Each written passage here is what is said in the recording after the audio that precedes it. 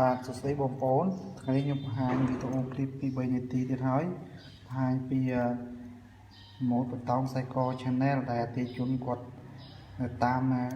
វិធានខែហ្នឹងគាត់កំងនេះគឺបតង់ Cycle Mark Channel ចាប់ជាមួយផ្លាទីនទឹក7ជាមួយត្បូងកទឹមត្បូងធម្មជាតិរបស់ខ្មែរយើងយកមកខេត្តបៃលិនហើយមិនថាបងប្អូនទិញត្បូងពីខ្ញុំឲ្យមើលមកស្រីបើខ្លាយបងប្អូនអាចដូរយកលុយវិញបានហើយធានាត្បូងធម្មជាតិរបស់ខ្មែរយើងហើយផ្លាទីនក៏អញ្ចឹងដែរបើសិនបងប្អូនទិញ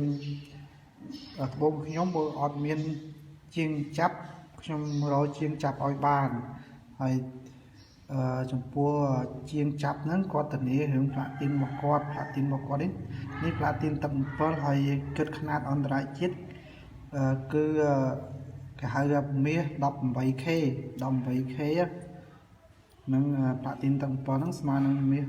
18K ຂະຫນາດអន្តរជាតិនឹងជាងដែលគាត់ចាំចាប់គ្រឿងឲ្យខ្ញុំហើយបើសិនបងប្អូនទិញទៅអត់មានជាងចាប់ខ្ញុំរកជាងចាប់ឲ្យបានហើយបើសិនបងប្អូនមានចំណាប់អារម្មណ៍ចង់ទិញត្បូងធម្មជាតិពីខ្ញុំអាចទាក់ទងតាមលេខទូរស័ព្ទខ្ញុំគឺ098 688 001ខ្ញុំបាទឈ្មោះខាងលោកបងធម្មជាតិពិតត្បូងរបស់ខ្មែរយើងនេះម៉ូដបតង់ Cycle Channel ដែលអតិថិជនគាត់កំងហើយបងប្អូនទិញទៅអត់បងប្អូនអាចរកម៉ូដណាដែលបងប្អូនពេញចិត្តអាចកំងឲ្យខ្ញុំចាប់ជាគ្រឿងឲ្យបានព្រោះខ្ញុំមានជាងចាប់អញ្ចឹងណា